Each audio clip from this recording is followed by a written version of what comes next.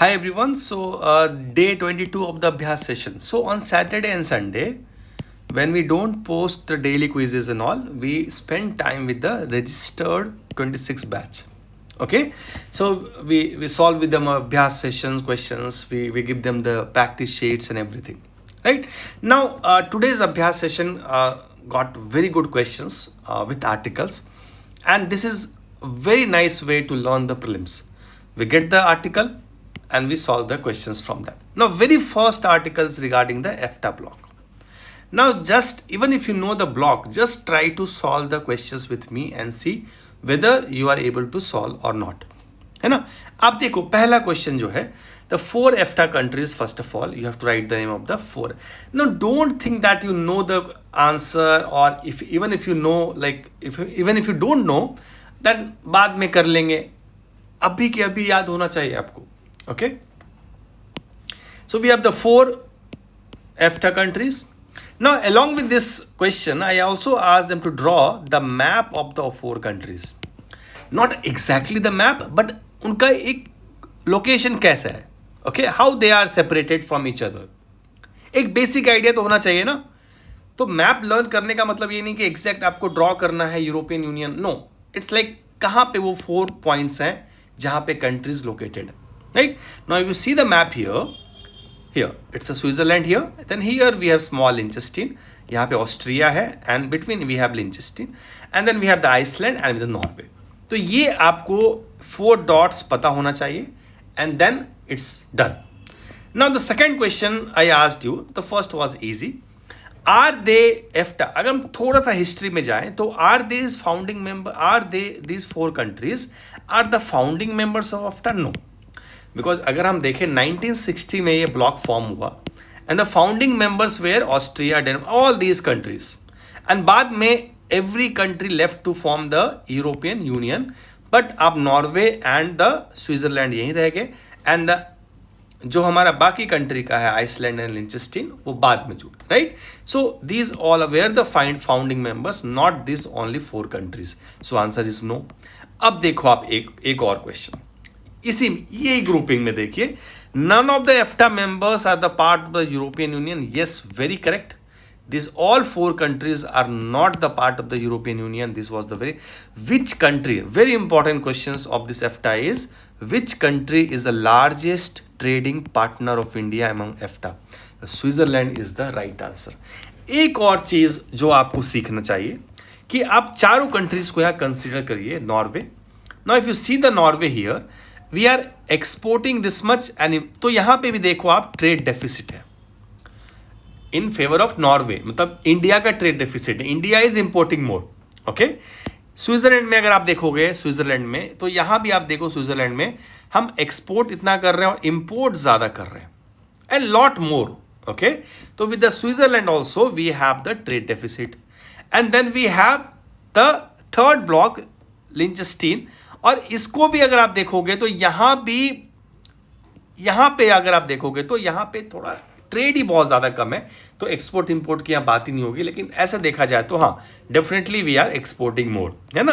And the last country is Iceland here, और यहां भी आप देखोगे तो हम इंपोर्ट कम कर रहे हैं, export. So these 2 countries we are exporting more, and Norway और स्विट्जरलैंड है where we are importing more, है ना.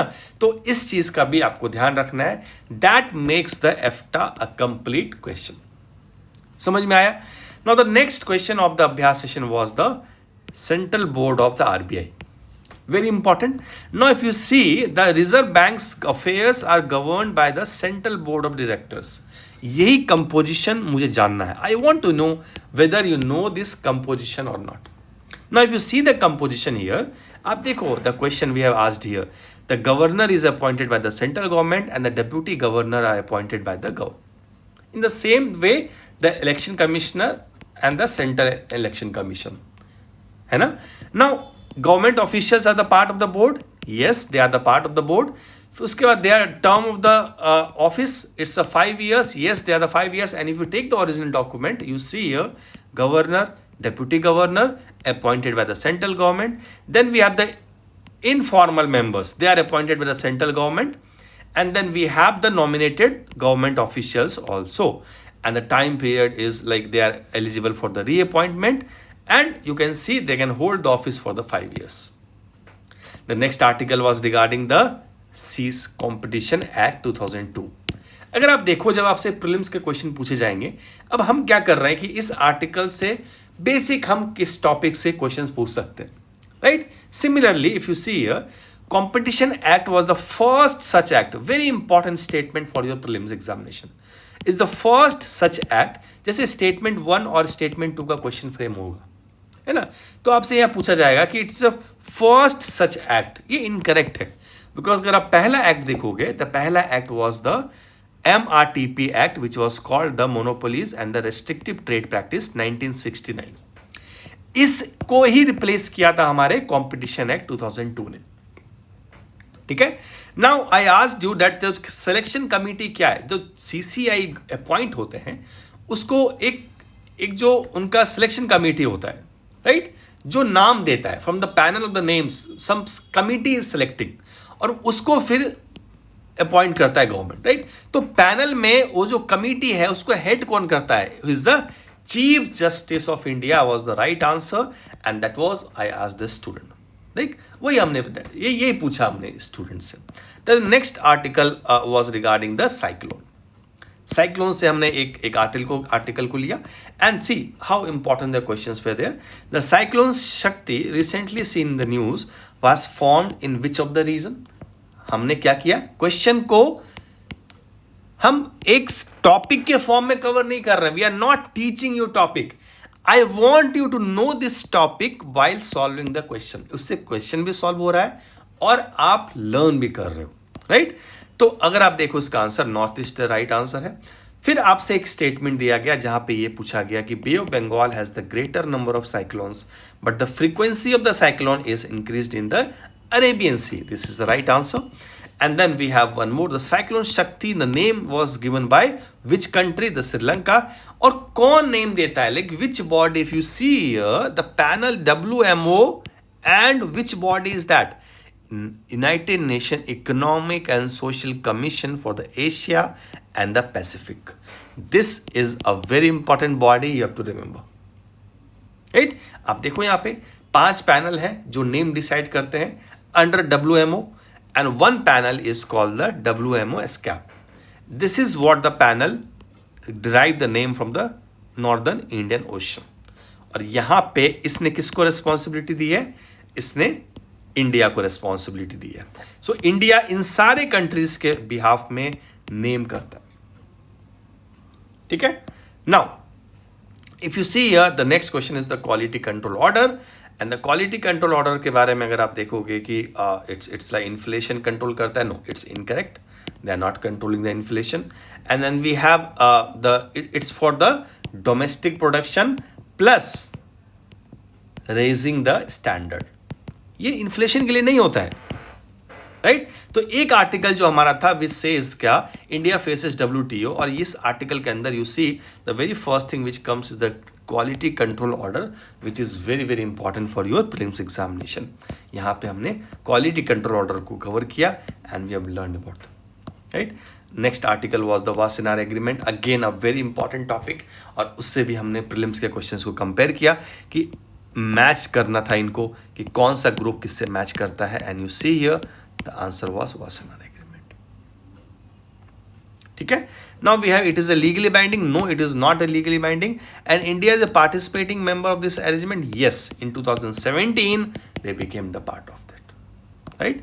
The next article was regarding the IMAP of the NASA. अब ये IMAP क्या करता है? This was in the Hindu newspaper. The IMAP will probe the map of the boundaries of the heliosphere. आप देखो यहाँ पे, right? So this was that. Next article was regarding the stable coins, and the last article was regarding the Amazon forest. अब देखो कितना अच्छा question है कि Amazon forest किस कंट्रीज में स्प्रेड है. So we got the Andes mountain in the UPSC prelims, then we got the Congo basin in the UPSC prelims examination. Maybe next prelims you got the Amazon basin. कितना, you see the 9 countries are there, and these are the 9 countries where Amazon rainforest are spread. देख लो कितना important है. तो ये हम कैसे सीखेंगे? अगर आर्टिकल्स अगर हम कवर कर लें उसको वीकली बेसिस पे, तो आप आराम से इसको कवर करो और करना कुछ नहीं है आपको, whatever the I am giving you that all you have to do, that's it, right. और लास्ट आर्टिकल था स्नो लेपर्ड के बारे में, जिससे हमने ये देखा कि लार्जेस्ट जो स्नो लेपर्ड है वो हमारे लद्दाख में है, एंड द IUCN जो रेड लिस्ट है वो हमारा वल्नरेबल है। So this was the part of the today's Abhyas session. Do well. If you are really struggling with the prelims examination, I just want to say कि without giving a second thought, you come and prepare the prelims exam with me. I will teach everything and make you qualify for your 26 examination. ये बिल्कुल कोई भी यहाँ पे बिल्कुल point two point बातें हैं, हम ये करा देंगे वो करा देंगे, नहीं. It's like consistent effort you need from both side, from the student side also and from the teacher side also. ये कोई एक इंसान नहीं है कि हम आपका ये करा देंगे वो करा देंगे, नहीं. अगर मैं आपसे कुछ करा रहा हूँ तो आपको रिवाइज करना है, और उसका भी प्लान हमने बनाया है, how we will revise everything. So just the best platform for your prelims examination. Join as soon as possible and start for your 26 exam.